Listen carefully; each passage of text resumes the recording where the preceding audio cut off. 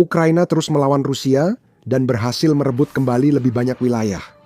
Pasukan Rusia yang masih kacau setelah pemutusan Starlink tidak punya jawaban. Apa yang terjadi saat ini tidak pernah diduga Putin, karena meski Ukraina bersiap menghadapi serangan musim semi Rusia, target utama mereka adalah Crimea. Jembatan darat Crimea Rusia akan segera runtuh karena Ukraina sedang melakukan sesuatu yang bisa membebaskan Crimea selamanya. Sekilas, ini terdengar seperti klaim yang aneh. Meski Ukraina merebut kembali wilayahnya, negara itu belum bertindak untuk membebaskan Crimea. Yang paling jelas, berdasarkan wilayah yang direbut Ukraina, adalah bahwa negara itu sedang mempersiapkan diri untuk mempertahankan diri dari serangan ofensif Rusia yang akan datang pada musim semi dan musim panas. Dan memang benar demikian. Namun, itulah intinya di garis depan Crimea.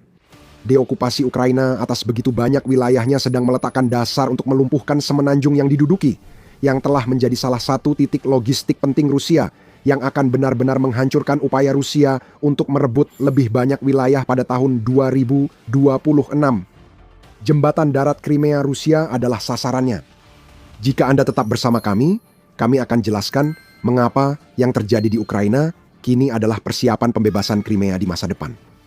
Namun sebelumnya, kita harus melihat apa yang dilakukan Ukraina sekarang. Sementara sebagian besar perhatian dunia tertuju pada perselisihan diplomatik antara Rusia dan Ukraina, ditambah dengan operasi Amerika Serikat yang sedang berlangsung di Iran, unit-unit serbu Ukraina dengan cepat membuat kemajuan di tenggara negara mereka dan menuju ke arah Orokov dan Zaporizhia. New Sky melaporkan hingga awal Maret, Ukraina berhasil membebaskan beberapa pemukiman di tenggara, merebut kembali titik ketinggian dominan untuk memantau serta meluncurkan operasi drone, peperangan elektronik, dan artileri. Operasi ini sudah berlangsung, kata New Sky, dan memaksa pasukan Rusia mundur dalam skala yang belum pernah terlihat bertahun-tahun. The New Voice of Ukraine menyoroti komentar staf umum Angkatan Bersenjata Ukraina di Telegram. Penghancuran secara metodis terhadap pasukan Rusia dan jalur logistik mereka di tenggara Ukraina telah menghasilkan beberapa hasil yang luar biasa. 9 permukiman telah dibebaskan. 3 permukiman di zona kami sudah bersih dari musuh, dan upaya membebaskan beberapa permukiman lain masih berlangsung menurut staf umum. Posisi yang dulu, benteng pertahanan Rusia kini direbut Ukraina. Dan sejak operasi Ukraina dimulai 29 Januari, data yang ada menjadi kabar buruk bagi Putin dan kroni-kroninya di Kremlin. 6.537 korban di pihak Rusia dengan 4.355 diantaranya tidak dapat dipulihkan.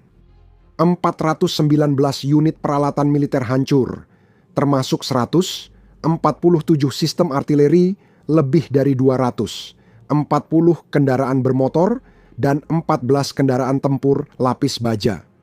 108 pos komando drone dibakar habis. Perlu diingat, semua kerugian ini hanya dialami Rusia di satu sektor. Setiap serangan Ukraina membuat Rusia makin rugi dan menunjukkan pertahanan Rusia sama lemahnya dengan kantong kertas basah. Pada tanggal 20 Februari, The New Voice of Ukraine melaporkan bahwa Presiden Ukraina, Volodymyr Zelensky, mengungkapkan bahwa Ukraina telah membebaskan sekitar 300 km persegi atau sekitar 115 mil persegi tanah di bagian tenggara negara itu. Wilayah yang dikuasai bertambah, membuat Panglima Tertinggi Angkatan Bersenjata Ukraina, Alexander Syrskyi, menyatakan pada 2 Maret bahwa untuk pertama kalinya sejak serangan Kursk, Ukraina, Agustus 2024, Ukraina merebut kembali lebih banyak wilayah daripada yang mampu diduduki Rusia. Jika Anda bertanya-tanya apa hubungannya semua ini dengan Crimea, kami akan membahasnya dalam beberapa menit lagi. Pertama, kami akan memberikan sedikit petunjuk Tokmak. Menurut New Sky, semua yang dilakukan Ukraina saat ini memungkinkan negara tersebut memperluas zona abu-abu yang ada ke arah Tokmak. Permukiman itu penting karena menjadi pusat logistik utama Federasi Rusia. Namun, perluasan zona abu-abu ke arah ini menandakan bahwa Ukraina sedang melakukan dorongan lebih dalam ke selatan. Tokmak adalah target berikutnya, lalu Melitopol. Dan pada titik itulah Crimea masuk dalam perhitungan. Jerat logistik semakin diperketat di leher Rusia. Kita akan bahas itu nanti. Pertama, jangan remehkan pentingnya zona abu-abu yang diciptakan Ukraina, yaitu area yang tidak dikuasai langsung Ukraina atau Rusia. Perluasan zona-zona ini memungkinkan Ukraina mempersempit zona abu-abu di masa depan. Begini cara kerjanya. Wilayah-wilayah yang diduduki dan dulunya berada di bawah kendali penuh Rusia dihujani artileri, drone, dan serangan oleh unit penyerang saat Ukraina terus bergerak ke selatan. Hal itu mengubah wilayah yang dulunya merupakan zona Rusia menjadi zona abu-abu. Kemudian Ukraina terus maju, membersihkan wilayah-wilayah yang diduduki di dalam zona abu-abu untuk sepenuhnya membebaskan permukiman dan wilayah saat kehadiran Rusia melemah, sehingga zona-zona tersebut kembali menyempit dan dikonsolidasikan di bawah kendali Ukraina. Jadi Ukraina memperluas wilayah agar mempersempit. Setelah zona abu-abu yang ada menyempit, Ukraina memiliki landasan untuk memperluas zona abu-abu lebih jauh ke selatan. Lalu diikuti dengan penyempitan dan seterusnya, sehingga hasilnya Ukraina membuat kemajuan yang konsisten dan stabil saat mendorong pasukan Rusia mundur. Memperburuk situasi Rusia, Ukraina mengisi zona abu-abu yang mereka perluas dan persempit dengan drone. Zona-zona ini yang sering meluas setidaknya 10 km di belakang garis pertempuran, menjadi perangkap maut bagi kendaraan dan tentara Rusia saat mereka memindahkan peralatan dan diri mereka. Tentu saja, drone Rusia juga hadir di zona abu-abu. Masalah utama yang terus diciptakan Ukraina bagi Rusia adalah memutus logistik Rusia, sehingga melemahkan kemampuan Rusia merusak di zona abu-abu. Di sisi lain, Ukraina terus maju, memperkuat pertahanan sambil memaksa mundurnya pasukan lawan. Kendaraan udara tak berawak kini menjadi inti strategi ini dan menyumbang sekitar 70% korban perang menurut The Telegraph. Namun, ada faktor lain yang memungkinkan Ukraina menyerang saat Rusia mundur, yaitu perang berbasis jaringan. New Sky menjelaskan konsep ini, menyatakan keberhasilan taktis Ukraina didasarkan pada peperangan berbasis jaringan, di mana setiap unit menjadi bagian dari satu organisme dan menerima data drone secara waktu nyata. Penerimaan data dari drone sangat penting, dan Rusia sangat kekurangan setelah pemadaman Starlink yang membuat pasukannya kacau. Gagasannya adalah drone pengintai terus berpatroli di zona abu-abu yang diperluas dan dipersempit oleh Ukraina, memberikan rekaman video waktu nyata dari pengamatan mereka. Rekaman ini yang dilengkapi dengan rekaman yang diambil oleh drone FPV yang melakukan serangan kamikaze di dalam zona abu-abu. Semuanya adalah informasi yang dimasukkan ke dalam sistem pusat Ukraina yang dikenal sebagai sistem Delta. Delta sangat penting bagi Ukraina. Delta adalah sistem cloud yang memberi kesadaran situasi real-time bagi pasukan Ukraina. Dibuat pada 2021 setahun sebelum invasi Putin, sistem ini memungkinkan seluruh pasukan Ukraina melihat hasil pengintaian drone dan unit mereka di medan perang. Pergerakan pasukan Rusia dibagikan. Begitu juga dengan penarikan mundur mereka.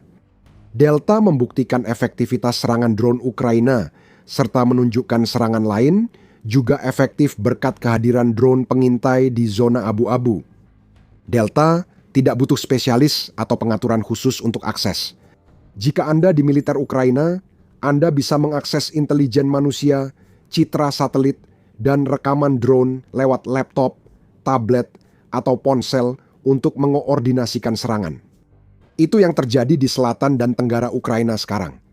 Setiap serangan yang dilakukan Ukraina terhadap Rusia didukung oleh aliran data dan informasi yang terus-menerus yang tidak dapat diakses oleh pasukan Rusia. Ukraina dapat melihat situasi di medan perang, sedangkan Rusia tidak. Pemanfaatan perang berpusat jaringan oleh Ukraina yang memungkinkan serangan ke selatan akan berdampak besar pada Crimea. Itu saja akan mengubah segalanya. Inilah alasan kami membuat The Military Show untuk menjelaskan pergerakan kekuatan. Jika Anda baru di sini, tekan subscribe agar tidak ketinggalan konten selanjutnya. Jadi Crimea, apa hubungannya dorongan Ukraina ke selatan dengan semenanjung yang diduduki Rusia sejak 2014 itu? Penyebutan Tokmak dan Melitopol menjadi petunjuk. karena setiap mil yang Ukraina tempuh ke selatan makin mendekatkan kedua pemukiman kunci ini. Keduanya saat ini berada di bawah kendali Rusia, dan karena itu Rusia memiliki akses ke jalan-jalan utama dan jalur kereta api yang digunakan untuk memasok seluruh kelompok pasukan mereka di selatan. Tebak dari mana semua pasokan, peralatan, dan tentara untuk pasukan selatan berasal? Dari Crimea. Ada jembatan darat antara Crimea dan wilayah selatan Ukraina yang digunakan Rusia sejak awal perang sebagai jalur logistik utama. Selama bertahun-tahun, Rusia mengira jembatan darat itu aman. Jembatan itu dijaga wilayah pendudukan yang luas, sehingga Ukraina mustahil mengendalikan tembakan ke jembatan itu. Namun seiring serangan balasan Ukraina bergerak lebih jauh ke selatan, Ukraina semakin dekat untuk merebut Tokmak dan Melitopol, yang pada akhirnya akan memberi Ukraina kemampuan untuk mengendalikan tembakan atas jembatan darat Crimea. Hal ini akan berdampak termasuk bagi wilayah Ukraina yang diduduki sejak awal invasi. Namun sebelum membahas itu, kita perlu tahu pentingnya Crimea sebagai jalur logistik bagi Putin dan pasukannya selama perang ini. David X menyoroti hubungan antara Tokmak, Melitopol, dan Crimea pada Agustus 2023. Tokmak sendiri menguasai jalan menuju Melitopol sekitar 40 mil ke selatan. Sementara itu, Melitopol menguasai akses ke Laut Hitam dan jalur pasokan utama darat ke Crimea yang diduduki Rusia, tulis Aks dalam sebuah artikel untuk Forbes. Inilah jalur yang perlahan diputus Ukraina dengan dorongan makin jauh ke selatan wilayah utamanya. Menurut Atlantic Council, Rusia selama hampir 1 dekade mempersenjatai semenanjung Crimea yang telah dianeksasi sebelum invasi besar-besaran Putin. Semenanjung itu tidak akan diserang langsung karena Putin berencana memakai jembatan darat untuk mengirim pasukan dan logistik ke Ukraina Selatan sambil merebut wilayah luas. Itu yang dilakukan Rusia di awal perang, dan invasi kilat inilah yang menyebabkan pendudukan Melitopol, Tokmak, serta beberapa wilayah penting lain di Ukraina Selatan. Sejak tahun 2022 Crimea telah memainkan peran logistik yang penting dalam perang, baik karena jembatan darat yang sudah kita sebutkan maupun akses semenanjung itu ke Laut Hitam. Yang terakhir ini adalah jalur logistik yang berhasil diputus Ukraina lewat serangan rudal dan drone terus-menerus ke armada Laut Hitam Rusia. Armada itu sekarang hanya tersisa sekitar 2/3 dari kekuatan aslinya dan telah dipaksa mundur begitu jauh dari perairan yang menjadi asal nama armada tersebut sehingga hampir tidak lagi berperan dalam perang. Rusia kini hanya punya jembatan darat selatan dari Crimea. Jembatan itu kini jadi target utama Ukraina. Jika Ukraina berhasil maju cukup jauh ke selatan hingga menguasai jembatan darat Crimea dengan tembakan, pasukan selatan Rusia akan benar-benar lumpuh. Kita akan bahas dampaknya bagi Rusia dan serangan berikutnya, tapi bagi Crimea, ini bisa berarti akhir penggunaan semenanjung itu oleh Rusia sebagai alat teror rudal. Euromaidan Press membahas ini dalam artikel 2 Februari yang menjelaskan Rusia meluncurkan rudal ke wilayah Ukraina yang diduduki dari Crimea. Ukraina telah berusaha melawan hal ini dengan serangan-serangan berulang ke Crimea. Mendapatkan kendali tembakan atas jembatan darat Crimea berarti Ukraina telah merebut wilayah yang memungkinkan mereka meluncurkan serangan rudal dan drone lebih intens ke posisi Rusia di semenanjung Crimea. Semua ini untuk melemahkan mesin perang Rusia. Jika Ukraina berhasil melemahkan tentara selatan Rusia, Ukraina akan mendapat lebih banyak peluang di daratan utama. Dengan titik sempit utama antara Crimea dan Ukraina yang terhambat efektif, pertahanan Rusia di pemukiman penting selatan Ukraina melemah. New Sky melaporkan, pengamat militer internasional mencatat keberhasilan di selatan menciptakan prasyarat pendudukan lebih luas untuk membebaskan Berdyansk dan Mariupol. Rusia sangat menyadari meningkatnya ancaman yang kini ditimbulkan Ukraina terhadap pemukiman-pemukiman ini seiring mereka maju lebih jauh ke selatan. Rusia telah memperkuat posisinya di dalam pemukiman-pemukiman tersebut agar siap menghadapi apapun yang terjadi jika Ukraina berhasil menguasai kendali tembakan atas jembatan darat Crimea. New Sky menyebut semakin banyak petunjuk niat Ukraina terlihat dari serangan ATACMS ke gudang amunisi di selatan yang menghambat Rusia memperkuat pertahanannya. Dan ingat, semakin banyak wilayah yang berhasil direbut Ukraina di selatan, semakin banyak pula landasan peluncuran yang mereka miliki untuk melakukan serangan ke Crimea. Kecil kemungkinan Ukraina kirim pasukan darat ke semenanjung itu. Titik sempit yang jadi jalur logistik utama Rusia ke selatan Ukraina akan diserang rudal dan artileri Rusia jika Ukraina mencoba melintasinya. Namun, makin luas wilayah yang dikuasai, makin besar kendali atas jembatan darat, dan lebih banyak tempat bagi Ukraina meluncurkan drone serta rudal. Pada akhirnya, seperti yang diisyaratkan oleh New Sky, yang kita lihat sekarang adalah Ukraina berusaha membuat Crimea menjadi tidak relevan, sehingga kendali Putin atas seluruh semenanjung itu akan goyah sebagai akibatnya. Itu akan sangat penting bagi Ukraina. Sekarang, mari kita lihat gambaran besarnya. Dorongan Ukraina di selatan menunjukkan keberhasilan strategi teknologi Ukraina dibanding taktik Soviet lama Rusia.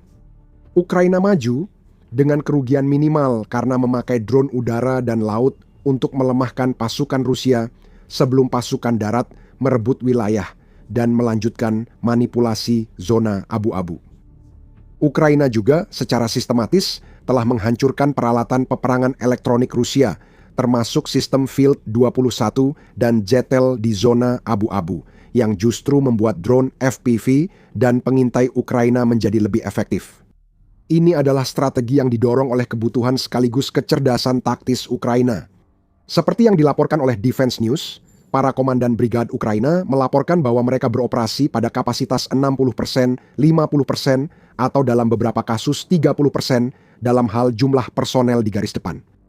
Di beberapa sektor, hanya sekitar 12 pejuang Ukraina yang mempertahankan sebagian wilayah yang membentang sepanjang 5-10 km atau 3,1 hingga 6,2 mil. Sekitar 200.000 tentara Ukraina absen tanpa izin, menurut Defense News, dan 2 juta lainnya menghindari wajib militer. Dengan teknologi drone udara, laut, dan darat, Ukraina mengatasi kekurangan personel dengan pasukan robot untuk menghancurkan perlawanan Rusia, sehingga memudahkan pasukan penyerang menjalankan tugas. Jumlah kematian tentara Rusia di Ukraina Selatan yang diungkap staf umum menunjukkan rencana Ukraina efektif. Teknologi mengalahkan taktik Soviet, bahkan ketika Ukraina sedang menghadapi krisis personel. Dan Ukraina juga menciptakan krisis serupa bagi Rusia. Pada 2 Maret Reuters melaporkan bahwa Rusia memiliki rencana besar untuk maju ke seluruh wilayah Ukraina dengan fokus pada wilayah Dnipro dan Odessa yang terakhir berada dekat dengan Laut Hitam. Mereka tentu ingin terus bergerak ke arah wilayah Zaporizhia dan menuju kota Dnipro. Meski sulit bagi mereka tetap mengincar wilayah Odessa, ujar Zelensky. Dan dia menambahkan bahwa tidak ada yang dilihat Ukraina dari Rusia yang menunjukkan bahwa mereka memiliki kapasitas untuk melakukan gerak maju seperti yang mereka rencanakan. Malah, kita melihat kebalikan dari gerak maju tersebut. Hal itu karena strategi konsisten Ukraina untuk melemahkan militer Rusia mulai membuahkan hasil. Untuk melakukan kemajuan yang direncanakan, Rusia membutuhkan cadangan, tapi mereka tidak memilikinya. Itu menurut UNN yang melaporkan pernyataan yang dibuat oleh Institut Studi Perang atau ISW menjelang akhir tahun 2025. Menurut ISW, Rusia tidak akan mampu menciptakan cadangan strategis sebesar yang dibutuhkan untuk melakukan kemajuan selain kemajuan lambat dan tersendat di Ukraina. Pada 2026, Rusia kehilangan lebih banyak tentara daripada yang bisa direkrut Kremlin, rata-rata 40.000 korban per bulan sejak November. Hal ini memaksa Kremlin mengurangi ketergantungan pada tentara sukarelawan yang disogok untuk mati demi perang Putin. Lebih sedikit sukarelawan membuat Rusia harus mengambil lebih banyak pasukan cadangan, sehingga ambisi besar Rusia untuk musim panas makin melemah tiap bulan. Jadi, upaya Ukraina ke selatan tak hanya soal Crimea. Setiap jengkal wilayah yang direbut kembali oleh Ukraina adalah wilayah yang harus diperjuangkan kembali oleh Rusia jika mereka ingin maju di musim panas. Jika Ukraina berhasil mendapatkan kendali tembakan atas jembatan darat Crimea, tugas itu akan mustahil bagi Putin. Dia tak bisa memasok pasukan Rusia di selatan, sehingga bagian tentara Rusia tersebut akan melemah perlahan. Tentu saja, Rusia bisa mengalihkan pasukan dari tempat-tempat seperti Donetsk untuk menghadang serangan Ukraina, tapi itu hanya akan berarti melemahkan diri mereka sendiri di front line yang akan menciptakan peluang bagi Ukraina untuk melakukan serangan balasan di timur. Terobosan Ukraina di Zaporizhia membuat inisiatif di selatan sepenuhnya jadi milik mereka. Masih banyak pertempuran yang menanti. Dengan peperangan berbasis jaringan seperti yang digunakan Ukraina saat ini, Crimea dan wilayah selatan Ukraina yang diduduki kini lebih dekat untuk dibebaskan sejak invasi Putin. Jika Anda ingin mundur untuk mempelajari awal mula dari apa yang kini dilakukan Ukraina di Tenggara, kami telah menyiapkannya untuk Anda di The Military Show. Tonton video kami yang menyoroti bagaimana Ukraina bertaruh besar pada awal Februari dengan 2 serangan besar yang menjadi pendahulu dorongan menuju Crimea. Dan jika Anda menikmati video ini, pastikan untuk berlangganan The Military Show agar Anda tidak pernah ketinggalan analisis kami tentang perkembangan terbaru dalam perang Ukraina. Dan seperti biasa, terima kasih telah menonton.